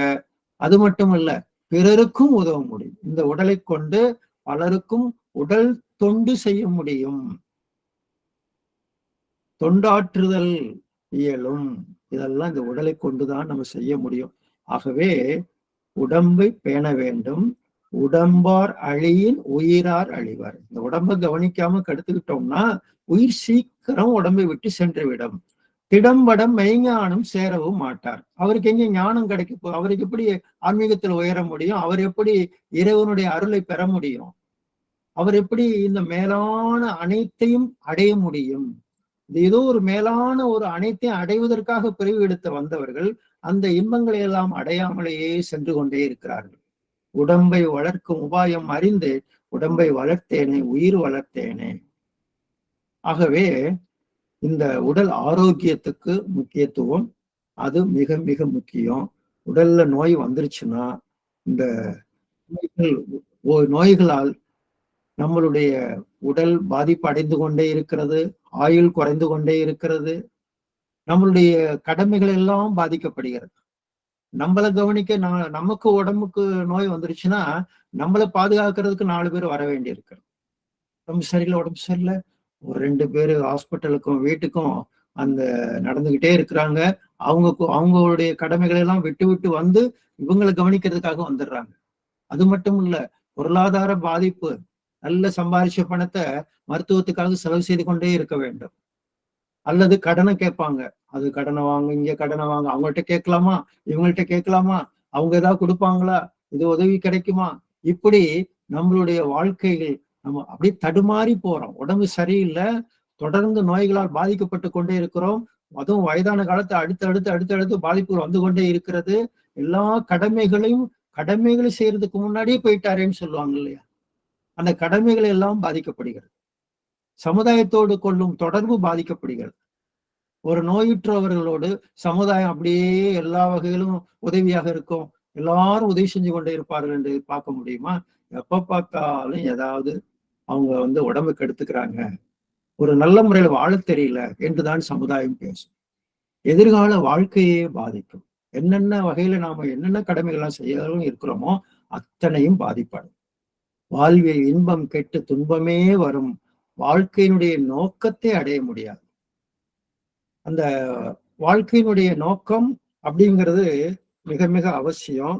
அத ஒரு ஒரு அழகான வார்த்தைகள்ல மகிழ்ச்சி சொல்லுவாங்க. இந்த வாழ்க்கையினுடைய நோக்கம் என்ன அப்படிங்கிறது, அதை மட்டும் ஒரு இது நான் சொல்லிடுறேன். அதாவது ஆறாவது அறிவின் முழுமை பெற்று, ஆறாவது அறிவில் முழுமை பெற்று அற வாழ்வின் மூலம் நல்லதை செய்து வினை பதிவுகளை போக்கி ஆன்ம தூய்மை பெற்று பிறவியில் இருந்து விடுதலை பெறுவது. இதெல்லாம் ஒவ்வொன்றுக்கும் நாம் இந்த படிப்புல நிறைய விஷயங்கள் தெரிஞ்சுக்க போறோம். பின்னாடி நிறைய தெரிஞ்சுக்க போறோம். இது அந்த சாராம்சத்தை மட்டும் இப்ப பாக்குறோம். ஆறாவது அறிவில் முழுமை பெற்று, அறிவில் முழுமை ஞானம் என்று சொல்வார்கள். அடுத்தது அற வாழ்வின் மூலம் நல்லது செய்து வினை பதிவுகளை போக்கி ஆன்ம தூய்மை பெற்று பிறவியில் இருந்து விடுதலை பெறுவது. ஆன்மாவை தூய்மைப்படுத்திக் கொள்ள வேண்டும். இந்த பயிற்சிகள் முழுக்க முழுக்க பாத்தீங்கன்னா இந்த உடலுக்கும் உயிருக்கும் மனதுக்கும் திருப்பி திருப்பி திருப்பி திருப்பி இந்த பாடங்கள் அனைத்தும் வெவ்வேறு வகையில உடலை தூய்மைப்படுத்துவது, உடலை ஆரோக்கியமா வச்சுக்குவது, உயிரை தூய்மைப்படுத்துவது, உயிரை நல்ல வளமாக வைத்துக் கொள்வது, மனதை தூய்மைப்படுத்துவது, மன ஆற்றலை பெருக்கிக் கொள்வது.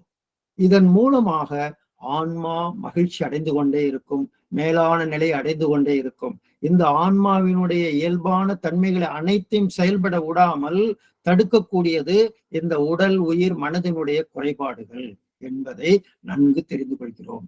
ஆகவே நாம் இந்த ஆன்மீக பயிற்சிகளிலே உடல் உயிர் மனதிற்கு பயிற்சிகளை தொடர்ந்து நாம் சிந்தனை செலுத்தி அதை விழிப்போடு இருந்து அதை எப்படியெல்லாம் அதை கண்ணும் கருத்துமாக செய்ய வேண்டும் என்று தெரிந்து கொள்ள போறோம். நல்லா தெரிஞ்சுக்கோங்க. இந்த ஆன்மீக பயிற்சி கல்வி முறைகளிலே வெறும் உடலை மட்டும் கவனிப்பது என்பது ஒரு சாரார் செய்து கொண்டே இருக்கிறார். இந்த உலகம் முழுக்க பாத்தீங்கன்னா உடல் ஆரோக்கியமா வச்சுக்குது. உடல் எல்லா வகையிலும் தான் எல்லாம் நிறைய பேர் வெவ்வேறு வகையில் உடலை பத்தியே பேசிக்கிட்டே இருப்பாங்க. உடலுக்குள்ள இருக்கக்கூடிய உயிரை விட்டு விடுவார்கள், அல்லது மனதை விட்டு விடுவார்கள், அல்லது சிலர் உயிரை பற்றியே பேசுவார்கள், உடலை விட்டு விடுவார்கள், மனதை விட்டு விடுவார்கள். வெகு சிலர் மனதை பற்றி மட்டுமே பேசிக்கொண்டே இருப்பார்கள். தியானம் தியானம் தியானம் செய்தா போதுங்க, உடற்பயிற்சி எல்லாம் எதுக்குமாங்க. ஆனால் வேதாத்திரி மகரிஷி முழுமையான நலம் வேண்டும் என்றால் உடல் உயிர் மனம் மூன்றுக்கும் மாற்றி மாற்றி மாற்றி தூய்மைப்படுத்த வேண்டியதாக இருக்கிறது. அப்ப உடல் நலத்திற்கு எளிய முறை உடற்பயிற்சி, உயிர் வளத்திற்கு காயகல்ப பயிற்சி, மன வளத்திற்கு அகத்தவ பயிற்சிகள், அகத்தாய்வு பயிற்சிகள். இந்த மூன்றும் அடிப்படை, இந்த மனவளக்கலையினுடைய அடிப்படை பயிற்சி. இந்த பேஸ் த ஃபவுண்டேஷன், இதுதான் ஃபவுண்டேஷன் கோர்ஸ் என்று கொடுக்கப்படுகிறது. அடிப்படை பயிற்சி. இதை முழுக்க ஆங்காங்கு சென்று சென்று சென்று இந்த உலகம் முழுக்க எங்கெங்கு முடியுமோ மனிதர்களுக்கு உடற்பயிற்சி காயகல்பம் தவம், உடற்பயிற்சி காயகல்பம் தவம்.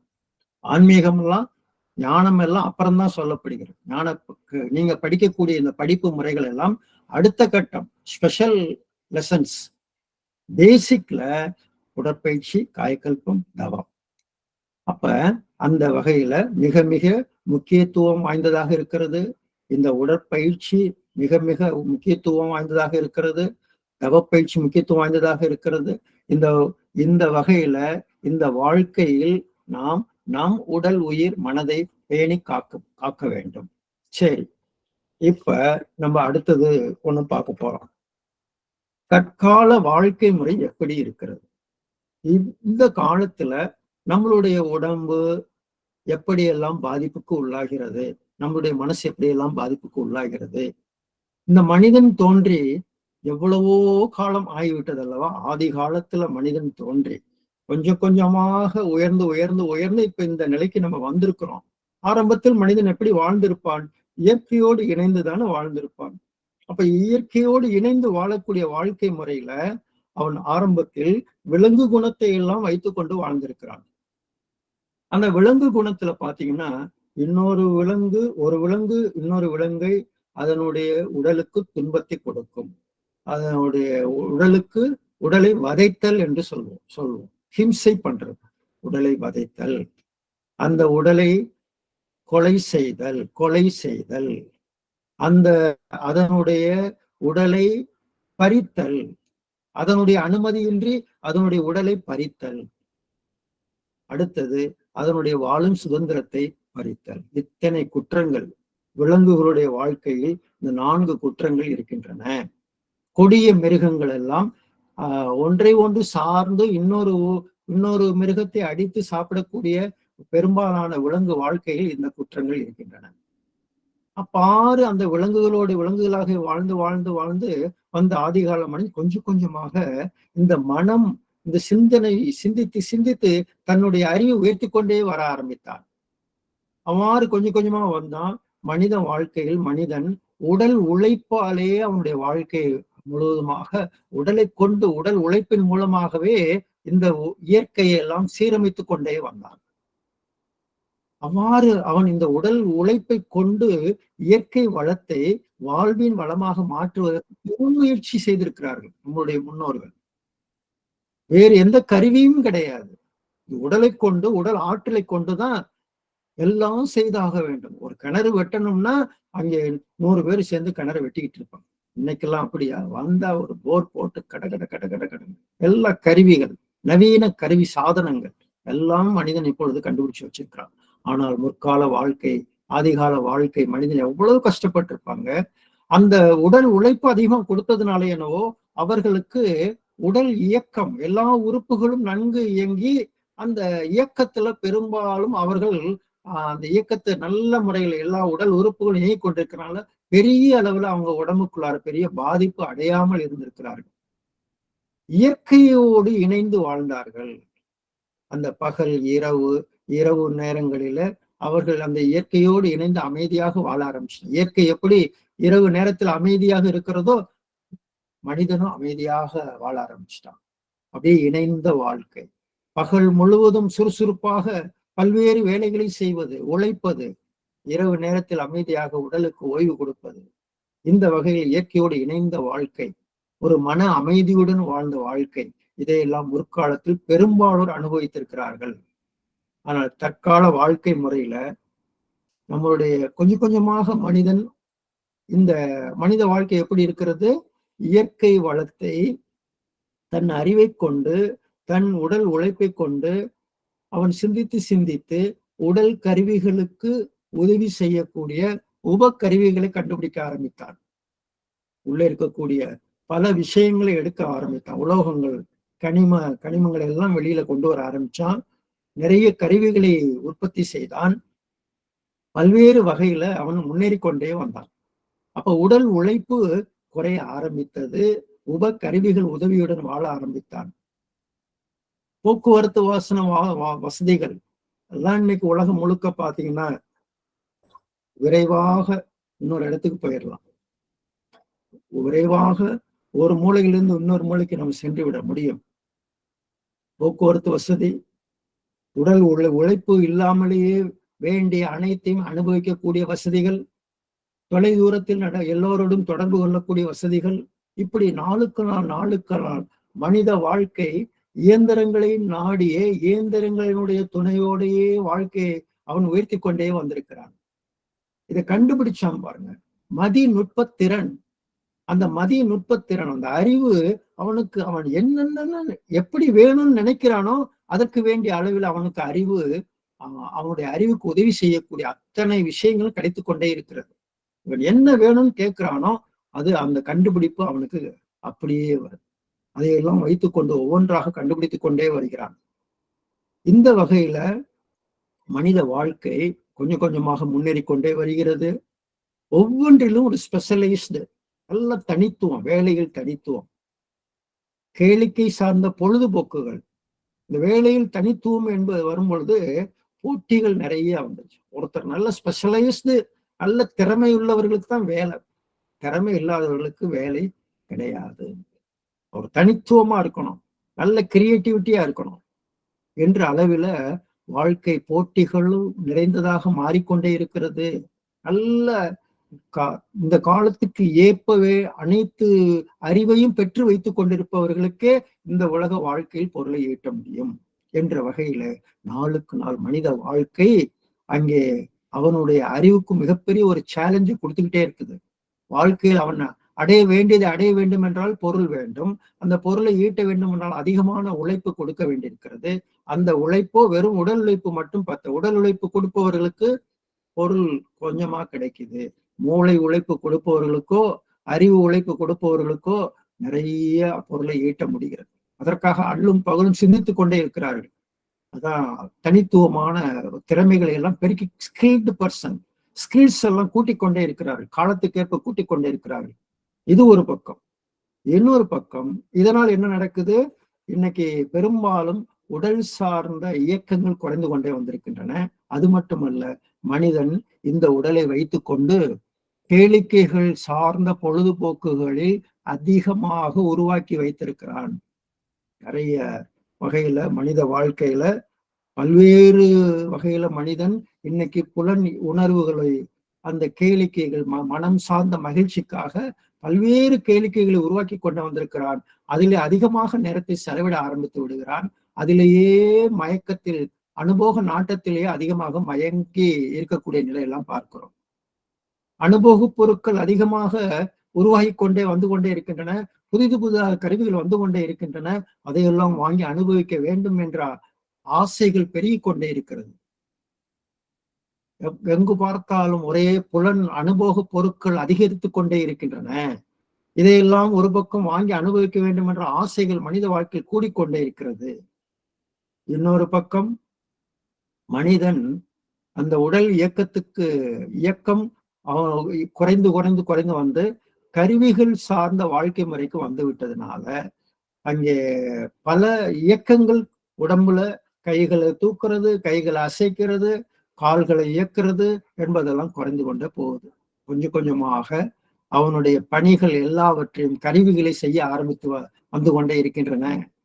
நம்ம எல்லாம் கேள்விப்படுகிறோம். நிறைய இனிமே வருங்காலத்தில் மனிதன் அங்கே செய்கிற அனைத்து வேலைகளையும் மிஷின்களையும் செய்ய ஆரம்பித்து விடும். ரோபோட் சிஸ்டம் கேள்விப்பட்டோம். இன்னைக்கு அதை விட அட்வான்ஸ்டா இன்னமும் அது மனிதன் மாதிரியே இருக்கும் அந்த மிஷின். இப்படி ஒரு பக்கம். இதனால் இது ஒரு பக்கம். இன்னொரு பக்கம் இந்த கேளிக்கைகள் ஒரு பக்கம் பெருகி கொண்டே இருக்கின்றன. இதனால் பலவிதமான புதிய புதிய விஷயங்களில் மனதை மயக்கிக் கொண்டே இருக்கின்றன. விளையாட்டு போன்ற தேவையில்லாத விளையாட்டுக்கள், தேவையில்லாத திரைப்படங்கள், தேவையில்லாத வகைகளில் மனித மனதை கொண்டு போய் சேர்க்கக்கூடிய நிலைகள் இதெல்லாம் வந்து கொண்டே இருக்கிறது. இத மகிழ்ச்சி சொல்றாங்க, தேவையற்ற பொருட்கள் தம்மை தேவையாக்கி தேவை பெருகி துன்பம் அழிய கண்டோம். தேவையான பொருட்களை மட்டுமே உற்பத்தி செய்து கொண்டிருந்த காலம் ஒரு காலம். இப்பொழுதோ தேவையற்ற பொருட்களை கூட உற்பத்தி செய்யக்கூடிய ஒரு காலகட்டத்தில் மனிதன் வந்துவிட்டான். ஏனென்றால் அவைகள் எல்லாம் மன மகிழ்ச்சியை தருகிறது என்பதான ஒரு நிலையில மனிதன் தேவையற்ற உடலுக்கு துன்பம் தரும், இருந்தாலும் அதை உருவாக்கி கொண்டேன். தேவைக்கு மேல் அதிகமாக துய்த்த தீங்குகள் அதுவே பஞ்சமகா பாதகங்களாக, ஏழ்மையாக, நோய்களாக மனித வாழ்வில் இருப்பதை காண்கிறோம் என்று சொல்றார். அப்ப இந்த வகையில மனிதனுடைய ஆர்வம் கூடி கூடி கூடி இந்த ஆசைகள் கூட கூட ஆசைகள் கூட கூட அங்கே 6 தீய குணங்கள் பெருக ஆரம்பித்து விடுகின்றன. மனித வாழ்க்கையில் அந்த மனம் உணர்ச்சி வயப்பட்ட நிலைகளை அனைத்தையும் எப்படியாவது அனுபவிக்க வேண்டும், இந்த உலகை எப்படியாவது அனுபவிக்க வேண்டும், எல்லாவற்றையும் முறையாக பொருளீட்டி அறவழியில் பொருளீட்டி அனுபவிப்போர் ஒரு பக்கம் இருக்கிறார்கள். இன்னொரு பக்கமும் அங்கே தனது அறிவை உயர்த்தி கொள்ள முடியாதவர்கள், தன்னுடைய திறமையை கூட்டிக் கொள்ள முடியாதவர்கள், தன்னுடைய ஆற்றலை மேம்படுத்திக் கொள்ள முடியாதவர்கள், சோம்பேறித்தனத்தை உடையவர்கள், உணர்ச்சி வயப்பட்ட மயக்கத்தில் இருப்பவர்கள் எல்லாவற்றையும் தவறான வழிகளிலே பெற்று அனுபவிக்க வேண்டும் என்று விரும்பி வந்தபோதுதான் தீய குணங்களை பெருக்கிக் கொண்டார்கள். அந்த தீய குணங்கள் காம, குரோத, லோப, மோக, மதம், ஆச்சரியம் என்று சொல்கிறோம். மனிதனுக்குள்ளாக இத்தகைய குணங்கள் எல்லாம் வந்து விடுகின்றன. முன் எப்போதும் இல்லாத அளவிற்கு தற்பொழுது மனித மனங்களில் ஆட்டி படைத்துக் கொண்டிருக்கிறது இந்த குணங்கள் அதிகமாக. இவைகள் எல்லாம் ஏதோ மனிதனிடம் மட்டும் இருந்து வந்தவை அல்ல. இவைகள் எல்லாம் காலம் காலமாக பல தலைமுறைகளாக வந்து இப்பொழுது எழுச்சி பெற்றுக் கொண்டிருக்கின்றன. திடீரென்று வந்து விடவில்லை. இவைகள் எல்லாம் தேவை, சந்தர்ப்பம், சூழ்நிலைக்கேற்ப வந்து கொண்டே இருந்தன. இப்பொழுது அதிகமான தேவைகள், இப்பொழுது சந்தர்ப்பம், அதற்கான வாய்ப்புகள் அதிகமாக வந்திருக்கிறது. ஆகவே இவைகள் எல்லாம் முன் எப்போதும் இல்லாத அளவுக்கு எழுச்சி பெற்று வந்திருக்கின்றன. அது மட்டுமல்ல, இதன் காரணமாக, இந்த தீய குணங்கள் காரணமாக பஞ்சமகா பாதகங்கள் என்பவை மனித வாழ்க்கையில் கூடிக்கொண்டே இருக்கிறதை பார்க்கிறோம். இந்த பழிச்செயல், பஞ்சமகா பாதகங்கள் சொல்லக்கூடிய பொய், சூது, கொலை, களவு, கற்பழிவு, 5 பாவங்கள் என்று, மகா பாவங்கள் என்று சொல்வார்கள். இதையெல்லாம் ஒட்டிதான் நமக்கு மத நூல்களிலே பாத்தீங்கன்னா இந்த 6 தீய குணம் 5 பாவங்கள், 6 தீய குணம் 5 பாவங்கள், இதை வைத்து வைத்துதான் பல இதிகாசங்களும் புராணங்களும் ஏற்றி ஏற்றி மனிதனை அந்த பதிவுகளில் இருந்து தூய்மைப்படுத்துவதற்கு, இதையெல்லாம் இந்த குணங்களோடு இருந்தாய் என்றால் நீ துன்பம் அடைவாய், நற்குணங்களோடு வாழ்ந்தாய் என்றால் நீ மேன்மை அடைவாய், இந்த தீய குணங்களோடு வைத்திருந்தாய் என்றால் கடவுள் உன்னை அழித்துவிடும், இந்த நற்குணங்களை வைத்திருந்த என்றால் கடவுள் உனக்கு அருளை பொழியும். இந்த தன்மைகளை, இந்த அறிவினுடைய விளக்கத்தை மதங்கள் எல்லாம் கொடுக்க ஆரம்பித்தன. அந்த பழிச்செயல் பதிவுகளால் மன ஆற்றலும் உடல் ஆற்றலும் வீணாக செலவாகிக் கொண்டே இருக்கின்றன. அதுதான் பட்டினத்தார் சொல்றார், நெந்த வனத்தில் ஒரு ஆண்டி அவன் 4 மாதமாய் குயவனை வேண்டி கொண்டு வந்தன்ன ஒரு தோண்டி அதை கூத்தாடி கூத்தாடி போட்டுடை தாண்டி. எந்த காலத்துல அவர் எழுதி வச்சிருக்கிறார் பாருங்க. அப்பையிலிருந்தே மனிதன் ஒரு மன மயக்கத்தில், அறிவு மயக்கத்தில் காலம் காலமாக மனிதன் அந்த தலைமுறை தலைமுறையாக வாழ்ந்து வந்த பதிவுகள் தான் இன்றும் ஆட்டி படைத்துக் கொண்டிருக்கின்றன. தொடர்ந்து வாழத் தெரியாமல் வாழ்ந்து வாழ்ந்து வாழ்ந்து இந்த வாழ்க்கை அழித்துக் கொண்டே இருக்கிறார்கள். இதனால் இன்றைய காலத்தில் நாம் இந்த உலகை பார்க்கக்கூடிய காட்சிகள், பொருளாதார நெருக்கடிகள், பொருளாதாரத்தை மேம்படுத்திக் கொள்வதற்கு போராட்டங்கள் நடைபெற்றுக் கொண்டிருக்கக்கூடிய காலம், வாழ்க்கை தரத்தை மேம்படுத்திக் கொள்ள வேண்டும் என்ற ஒரு மிகப்பெரிய ஒரு போராட்டம். இதனால் இயற்கையை எப்படி பயன்படுத்திக் கொள்வது என்று தெரியாமல் தட்பவெப்பங்களில் ஏற்படக்கூடிய சீர்குலைவுகள், இயற்கை சூழல் மாறுபாடு, ஒரு மனிதனுக்கு எவ்வளவுதாங்க பிரச்சனை வரணும், இவனை கவனிச்சுக்கிறதுக்கே இவனால முடியலையே, இவனுக்கு மேலும் மேலும் பல்வேறு பிரச்சனைகள் சமுதாயத்தால் இயற்கையால் வந்து கொண்டே இருக்கும் பொழுது அவன் அப்படியே மனம் உடைந்து போய்விடுகிறான். ஏதாவது ஒரு வழியிலேயாவது நம்மளை மேம்படுத்திக் கொள்ளலாம்னு பார்த்தா, சிலருக்கு பாத்தீங்கன்னா அவங்க வாழுகின்ற இடத்துல ஒரு பக்கம் அவர்களுடைய வாழ்க்கை முறை, ஒரு மனிதனுடைய வாழ்க்கை முறை பாத்தீங்கன்னா இந்த 4 தன்மைகள் பாருங்களேன். இயற்கை சூழல், முதல்ல அவனுக்கு நல்ல இயற்கை சூழல் அமைய வேண்டும். நல்ல இயற்கை சூழலில் வாழும் பொழுது அவனுடைய உடலும் மனமும் நன்றாக இருக்கும். துரதிருஷ்டவசமாக இயற்கை சூழல் இல்லாத இடங்களிலே வாழும் பொழுது பல்வேறு பிரச்சனைகளை மனிதன் சந்திக்கிறான். மேலும் அவன் வாழுகின்ற இடத்தில் இருக்கக்கூடிய அரசியல் சூழ்நிலைகள், அரசியல் முறைகள், இவைகள் எல்லாம் ஒத்துப்போகாத போது அவன் மேலும் மன உளைச்சலுக்கு ஆளாகிறான். மேலும் அந்த உழைப்புல அவன் அவ்வளவு அந்த உழைப்புல ஏற்றத்தாழ்வுகள், ஒரு இடத்துல ஒரு உழைப்புக்கு ஒரு ஊதியம் கிடைக்கிறது, அதே ஊதியம் எங்கு கிடைக்க மாட்டேங்குது, அங்கே கிடைக்க மாட்டேங்குது, அங்கே அதிகமா இருக்கு, இங்கே குறைவா இருக்கு, ஏற்றத்தாழ்வுகள் நிறைந்த உலகமாக இருக்கிறது. ஆகவே மனிதன் போராடி போராடி அந்த ஊதியம் அதிகமாக கிடைக்கக்கூடிய ஒரு இடத்திற்கு எப்படியாவது சென்று விட வேண்டும் என்று அவன் போராடி கொண்டே இருக்கிறான். திறமை உள்ளவர்களுக்கே வெற்றி என்பதனால மேலும் மேலும் தனது திறமையை கூட்டிக் கொள்வதற்காக மூளையை கசக்கி புழிந்து கொண்டே இருக்கிறார்கள், பகல் இரவு பாராமல். இதனால் மன அழுத்தம், மன பாதிப்புகள் மனித மனங்களில் ஏற்பட்டு கொண்டே இருக்கின்றன. குறிப்பாக நன்றாக சந்தோஷமாக வாழக்கூடிய இளமை பருவத்திலேயே மனிதன் பல்வேறு சிக்கல்களை சந்திக்க ஆரம்பித்து விட்டான். முற்காலங்களில் முதியவர்களுக்கு இருந்த மன அழுத்தங்கள் இப்பொழுது இளம் பருவத்திலேயே வந்துவிட்டன. முற்காலத்தில் ஒரு குடும்ப பொறுப்புகளுக்குள்ளார வந்தவங்களுக்கு தான் மனசுல ஏதாவது ஒரு அழுத்தங்கள்லாம் இருக்கும், இளைஞர்களுக்கெல்லாம் இருக்கவே இருக்காது. ஆனால் இன்றைய காலத்தில் நீக்கமர நிறைந்திருக்கிறது. சிறு குழந்தையிலிருந்து டென்ஷன் ஆரம்பிச்சிருச்சு. வாட் இஸ் யுவர் கோல் என்று எப்பொழுது குழந்தை கேட்கிறோமோ அப்பொழுதே அது டென்ஷனை உருவாக்க ஆரம்பிச்சிருச்சு.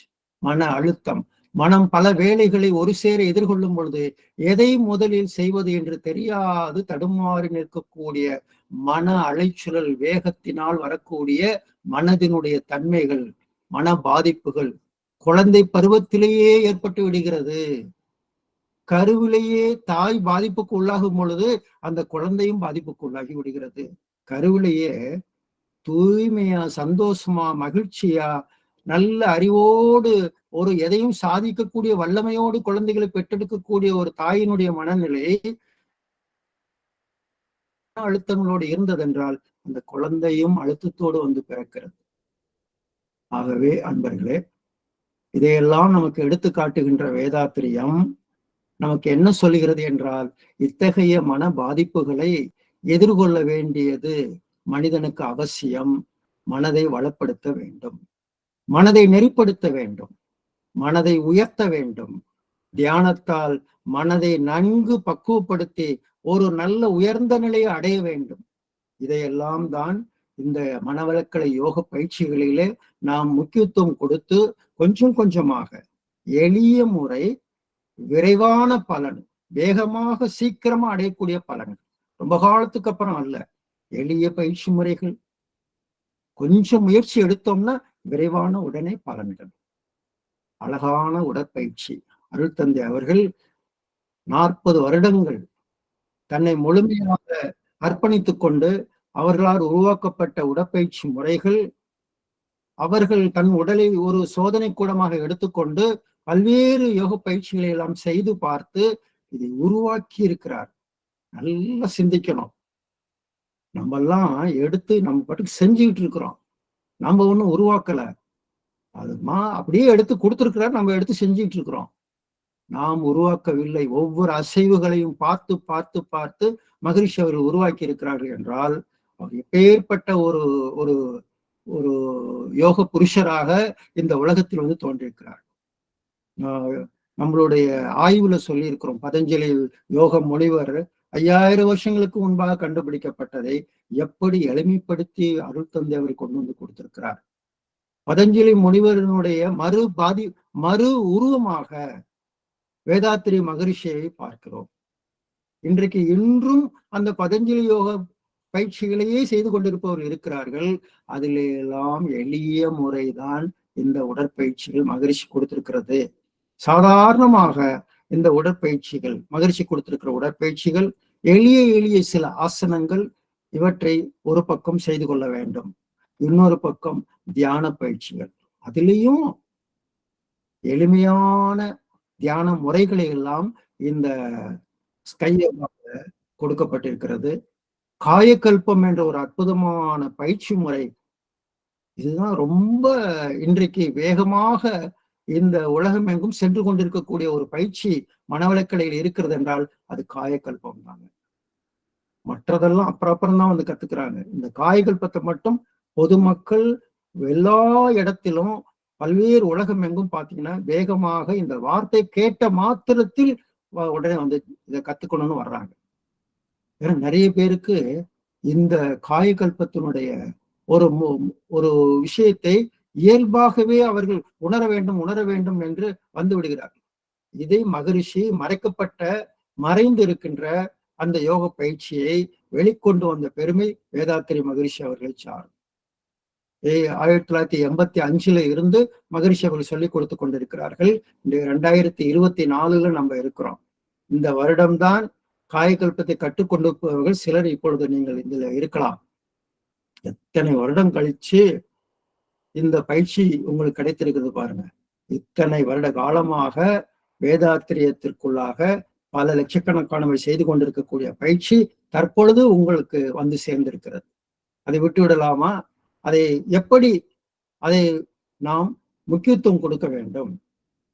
மகரிஷி சொல்றாங்க, இத்தகைய அற்புதமான விளக்கங்களோடு கூடிய பயிற்சி முறைகளை இந்த உலகத்துக்கு கொடுக்க வந்திருக்கிறோம். இந்த உலகம் அவ்வளவு சீக்கிரம் அதை எடுத்துக்கொண்டு அதை பயனடைந்து விடுமா என்று என்பதற்கு மகரிஷி ஒரு விளக்கம் கொடுக்குறாங்க பாருங்க. மனித இன வாழ்வு இயற்கைக்கு ஒத்த முறையில் இருக்கிறது. அப்ப ஒத்த முறையில் இருத்தல் மனித இந்த பயிற்சி மனவளக்கலை என்பது இயற்கைக்கு ஒத்த முறையில் கொடுக்கப்பட்டிருக்கிறது. மனித சமுதாயத்திற்கு பொதுவாக இருக்கிறது. சிரமமில்லாமல் செயல்படுத்தக்கூடியதாக இருக்கிறது. தொடர்ந்து பலனளிக்கக்கூடியதாக இருக்கிறது. படிப்படியாக அவசியமான மாறுதல்களை ஏற்படுத்தக்கூடியதாக இருக்கிறது. இப்படிப்பட்ட ஒருங்கிணைக்கப்பட்ட ஒரு விஷயம் மட்டுமே முழுமையாக எல்லா மக்களுக்கும் முழுமையாக போய் சேரும் என்பதை மகரிஷி உணர்வுபூர்வமாக அதை சொல்றாங்க.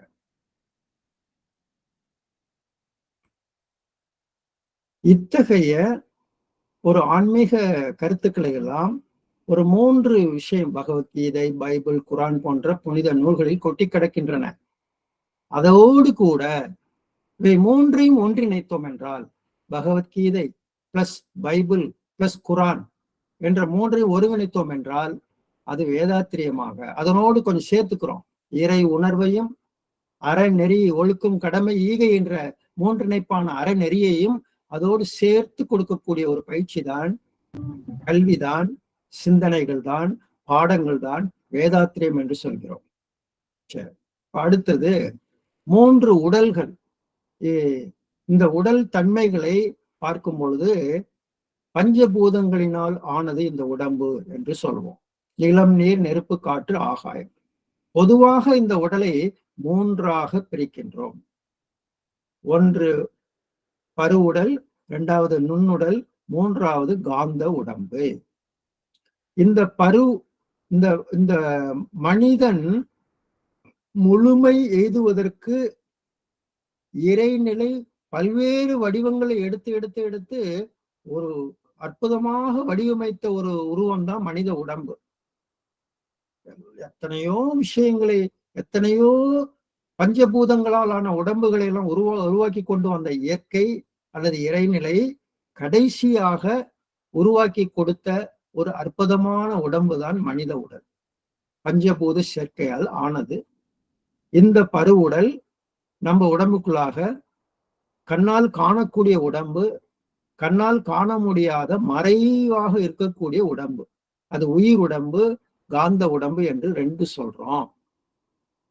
இந்த பருவுடல் விண்களினுடைய தொகுப்பாக இருக்கிறது, செல்களுடைய தொகுப்பாக இருக்கிறது. கோடிக்கணக்கான செல்களால் ஆனது, கண்ணால் பார்க்கக்கூடியது.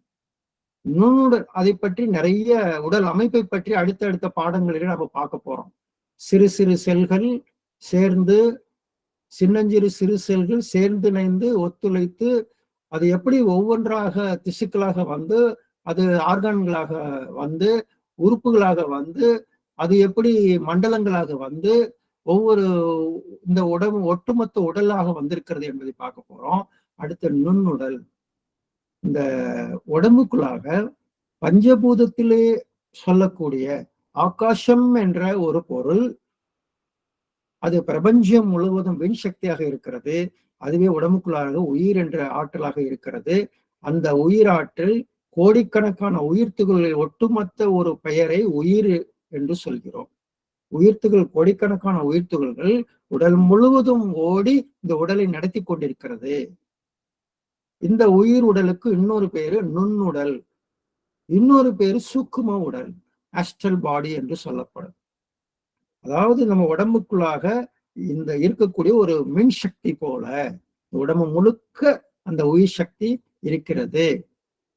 இந்த உயிர் துகள்கள் அதிலிருந்து வெளிவந்து கொண்டிருக்கக்கூடிய ஒரு ஆற்றல், உயிர் சுழற்சியின் மூலமாக வெளிவந்து கொண்டிருக்கக்கூடிய ஒரு ஆற்றல் காந்தம் என்று சொல்லப்படுகிறது. இந்த உடம்பு முழுக்க அந்த காந்தம் என்ற ஒரு சக்தியால் நிரப்பப்பட்டிருக்கிறது. ஆகவே செல்களுக்கு இடையில இரத்த ஓட்டம், வெப்ப ஓட்டம், காற்றோட்டம், மேலாக உயிரோட்டம் என்று இருக்கிறது. காந்த ஓட்டம். இந்த உடம்புக்குள்ளாக உயிர் சக்திகள், காந்த சக்திகள் இதையெல்லாம் நிறைந்திருக்கிறது. இது எங்கிருந்து வந்திருக்கின்றன? இறைநிலையினுடைய தன்மையிலிருந்து தோன்றி வந்தது இறை துகள் என்று சொல்லப்படுகிறது. அந்த இறைத்துகளுடைய தொகுப்பு தான் விண் என்று சொல்லப்படுகிறது, முதல் பூதம். அந்த விண்ணுடைய தொகுப்பு தான் காற்று, நெருப்பு, நீர், நிலம் என்ற மற்ற பூதங்கள். விண் முதல் பஞ்சபூதங்கள். இந்த பஞ்சபூதங்களுடைய சேர்க்கை தான் பருவுடல். இந்த பருவுடலுக்குள்ளாக அதே அந்த ஆகாசம் என்பது தனித்து இயங்கும் பொழுது அது உயிருடல். அந்த உயிர் துகளினுடைய சுழற்சியில் வரக்கூடிய காந்தம். இதை பற்றி மீண்டும் மீண்டும் மீண்டும் நாம் பல்வேறு விளக்கங்களை பெற இருக்கிறோம். இதுதான் அந்த இறைநிலையிலிருந்து எடுத்து வந்த இந்த தோற்றமாக இருக்கக்கூடிய இந்த உடம்பு. இந்த உடம்பு எங்கிருந்து வந்திருக்கிறது? இறைநிலையிலிருந்து தோன்றி வந்திருக்கிறது. இது எதனால் ஆனது? இறை துகள்களால் ஆனது, இறை என்ற ஒரு ஆற்றலினால் ஆனது. இது இந்த பொருட்கள் எல்லாம் எந்த பொருட்களால் ஆக்கப்பட்டிருக்கிறது? இயற்கை என்ற பொருட்களால் ஆக்கப்பட்டிருக்கிறது என்பதை தெரிந்து கொள்கிறோம். அப்ப இந்த உடம்புக்குள்ளாக காந்தம் என்று சொல்றோம் இல்லையா? அந்த காந்தத்தை ரெண்டா பிரிக்கலாம். ஒண்ணு ஜீவகாந்தம், ஒண்ணு வான்காந்தம் என்று சொல்றாங்க. அது என்ன ஜீவகாந்தம், அது என்ன வான்காந்தம்? இருப்பது பிரபஞ்சம் முழுவதும் விண் என்ற சக்தியால் உருவாக்கப்பட்ட காந்தம். இந்த உடம்பு ஜீவன்களுக்குள்ளாக அதே சக்தி உள்ள வந்து இயங்கும் போது ஜீவகாந்தம், அது வெளியில இருக்கும்போது வான்காந்தம். இந்த பாடமும் பின்னாடி நம்ம படிக்க போறோம். அப்ப ஜட பொருட்களில் இருக்கக்கூடிய காந்தம், பிரபஞ்சம் முழுவதும் இருக்கக்கூடிய காந்தத்தை வான்காந்தம் என்று சொல்கிறோம். உயிரினங்களில் இருக்கக்கூடிய காந்தத்தை ஜீவகாந்தம் என்று சொல்கிறோம். இந்த காந்த சக்தியினுடைய ஓட்டத்தை சரி செய்து கொண்டே இருந்தோம் என்றால், அப்படி செய்வதற்கு ஒரு பயிற்சி தான் உடற்பயிற்சி. நல்ல இந்த ஓட்டத்தை சீர்படுத்தி விட்டோம் என்றால் உடம்புக்குள்ள ரத்த ஓட்டம், வெப்ப ஓட்டம், காற்றோட்டம் சீராக இருக்கும். இதனுடைய பாதிப்பு தான் வலி நோய்களாக வருகின்றன. அப்ப இந்த உடம்புக்குள்ளாக 5 அடுக்குகள்: பருவுடல், அதுக்குள்ளார ரத்த ஓட்டம், வெப்ப ஓட்டம், காற்றோட்டம், விண் ஓட்டம், அது உயிர் ஓட்டம். பருவுடல் மண் என்ற தன்மையாக, ரத்தம் நீர் என்ற தன்மையாக, உஷ்ணம் நெருப்பு என்ற தன்மையாக, மூச்சுக்காற்று காற்று என்ற தன்மையாக, உயிர் சக்தி ஆகாயம் என்ற தன்மையாக. அப்ப வழின்னு எதை சொல்றோம்? இந்த ஓட்டங்களில் ஏற்படக்கூடிய தடைகளையே வழியாக உணர்கிறோம். அந்த தடையே தொடர்ந்து இடத்தால் அகன்று காலத்தால் நீடித்தால் நோய் என்று சொல்கிறோம். வழிதாங்க தொடர்ந்து இருக்கும் பொழுது நோய் என்று சொல்றோம். தொடர்ந்து இந்த உடம்புக்குள்ளா இருக்கக்கூடிய உயிர் துகளினுடைய ஆற்றல், அதனுடைய தடைகள், தொடர்ந்து இந்த உடம்புக்குள்ளார ஓட்டங்களில் ஏற்படக்கூடிய தடைகள், அந்த தடைகளினால் இந்த உடலில் இருக்கக்கூடிய விந்துநாத சக்திகள் மையம் கொண்டிருக்கக்கூடிய அந்த களம் அங்கே மின் குறுக்கு ஏற்பட்டு அதனால் இந்த உடலுக்கும் உயிருக்கும் ஏற்படக்கூடிய பிரிவையே மரணம் என்று சொல்கிறோம். தொடர்ந்து ஒருத்தர் நோய்வாய்ப்பட்டு கொண்டே இருக்கும் பொழுது அந்த உடம்பில் இருக்கக்கூடிய அனைத்து சக்திகளும், உயிர் காந்த சக்திகள் வெளியேறி உடலுக்குள்ளாக தங்க முடியாமல் பாதிப்படைகின்றன. அதைத்தான் மரணம் என்று சொல்கிறோம். அப்ப நோய் அடுத்த கட்டத்துக்கு ஒரு மனிதனுக்கு மரணம் வரைக்கும் கொண்டு போகுது. நல்ல வாழக்கூடியவர்கள் உடலை சரியாக பேணாமல், உடலை சரியாக பாதுகாக்க தெரியாமல், அது 3 காரணம் சொல்லலாம். ஒண்ணு, அறியாமையினால் உடலை எப்படி வச்சுக்கணும் தெரியாமலேயே வாழ்ந்து அவர்கள் மரணம் எய்துவார்கள். இன்னொன்னு அலட்சியம், தெரிந்தும் தவறு செய்து நோய்வாய்ப்படுறது. 3வது, உணர்ச்சி வசத்தினால் நோய்வாய்ப்படுவார்கள். பல்வேறு உணர்ச்சி வயப்பட்ட மனதினால் தவறான வகையில உணவு பழக்கங்கள், உழைப்பு, பாலுறவு, எண்ணம், இது போன்ற பல விஷயங்கள், உணவு, உழைப்பு, உறக்கம், பாலுறவு, எண்ணம் என்று மகிழ்ச்சி சொல்லுவாங்க. இதெல்லாம் அறியாமை, அலட்சியம், உணர்ச்சி வசத்தினால் பல்வேறு பாதிப்புகளை அடைந்து நல்ல நீண்ட ஆயுளோடு வாழக்கூடியவர்கள் கூட நோய்வாய்ப்பட்டு மரணத்தை எய்துகிறார்கள். அப்படிப்பட்ட வாய்ப்பு வந்து விடுகிறது. ஆகவே இது ஒரு பக்கம். இந்த வலி, நோய், மரணம் இவற்றிலிருந்து நாம் பாதுகாப்பாக வைத்துக் கொள்வதற்கு இந்த உடல் சார்ந்த விளக்கங்கள் நமக்கு உதவியாக இருக்கும். இந்த உடற்பயிற்சி நமக்கு ஒரு மேலான ஆரோக்கியத்தை நமக்கு கொடுக்கும். வலி நோய் வராமல் நீண்ட ஆயுளோடு வாழ்வதற்கு வேண்டிய அனைத்தையும் இந்த யோக பயிற்சி நமக்கு கொடுக்கிறது. மேலும் உடற்பயிற்சி செய்து வரும் பொழுது மனித உடம்போ விலங்கினத்திடமிருந்து வந்திருக்கிறது என்று பார்த்திருக்கிறோம். ஆகவே விலங்கின தன்மைகள் எல்லாம் கொஞ்சம் கொஞ்சமாக மாற்றம் அடைகின்றன. அந்த பதிவுகள் உள்ளார செல்களில் இருக்கின்றன. அந்த செல் பதிவுகளை எல்லாம் மாற்றி அமைக்கிறது. அதெல்லாம் பிறர் உயிர் வளம் பறித்தல், பிற உயிர் வாழ்சுனத்தை பறித்தல் போன்ற அந்த பதிவுகள் எல்லாம் விலங்கு குணம் என்று பொதுவாக ஒரு வார்த்தையில சொல்லிடுறோம். அந்த தேவை சந்தர்ப்பம் சூழ்நிலை வரும் பொழுது மனிதனிடம் அது வெளிப்பட்டு கொண்டே இருக்கிறது. ஆகவே இதிலிருந்து ஒரு மனிதனை மாற்ற வேண்டும் என்றால், நான் என்ன தெரிந்தா செய்யறேன், தெரியாம செய்யறேன்னு சொல்றாங்க. பலரும் எப்படி இது நடக்குதுன்னு தெரியலையே அப்படின்னு சொல்றாங்க. ஏனென்றால் அந்த பதிவு உள்ளார இருக்கிறதுனால எப்பொழுது மனிதனிடம் வெளிப்படும் என்று தெரியாது. ஆகவே இத்தகைய பதிவுகளை எல்லாம் வைத்துக்கொண்டு மனிதர்கள் வாழத் தெரியாம மீண்டும் மீண்டும் அந்த உணர்ச்சி நிலைக்கு ஆளாகி, அந்த விலங்கு குணத்துக்கு ஆளாகி தன்னுடைய வாழ்க்கையில உடலை கழிக்கிறார்கள். முறையான பயிற்சியின் மூலமாக இந்த பதிவுகளை எல்லாம் தூய்மைப்படுத்தலாம். அதற்கு உடற்பயிற்சி, விளைவறிந்த விழிப்பு நிலையில் வாழ்வது, உடலுக்கு கொடுக்கிற பயிற்சி போல மனதிற்கும் உயிருக்கும் பயிற்சி கொடுக்கணும். ஆகவே அன்பானவர்களே, இதுவரைக்கும் நம்ம இந்த உடல் நலம் என்ற பாடத்துல வாழ்வின் நோக்கத்தை எடுத்துக்கொண்டு பார்த்திருக்கோம். இந்த நோயற்ற வாழ்க்கை ஏன் அவசியம் என்பதை பார்க்கிறோம். அதுல தான், சமுதாயம், இயற்கை என்ற 3 கோணத்துக்கு நம்முடைய வாழ்க்கை எப்படி அமைந்திருக்கிறது என்பதை பார்த்திருக்கிறோம். வினைப்பதிவுதான் தேகம் என்பதை நாம் பார்த்திருக்கிறோம். உடலை கோயில் என்பதையும் பார்க்கிறோம். இந்த உணர்வு முதல்ல ஃபர்ஸ்ட் பாடமா நம்ம பார்க்கணும். அடுத்தது இன்றைய கால வாழ்க்கை முறை, அதில் எப்படியெல்லாம் உடல் பாதிக்கப்படுகிறது என்பதை பார்த்தோம். அந்த விஞ்ஞான வளர்ச்சிக்கு போட்டி போட்டுக்கொண்டு விஞ்ஞான வளர்ச்சி ஒரு பக்கம் நடந்து கொண்டே இருக்கிறது. அதுல உச்சத்துல மனிதனை அழிக்கக்கூடிய கருவிகளை வைத்து அளவுக்கு மனிதன் வந்திருக்கிறான், கண்டுபிடிச்சு வச்சிருக்கிறான். அவைகள் எல்லாம் இன்றைக்கு பெரிய அச்சத்தை ஏற்படுத்தி கொண்டே இருக்கிறது.